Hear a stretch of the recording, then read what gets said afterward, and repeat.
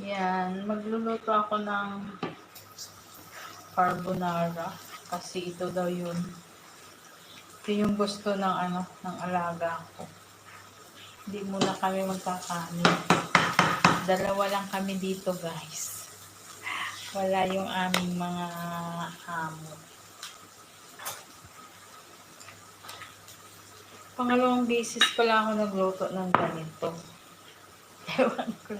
Basta bahala na. Basta ito yung yan, lalagay ko.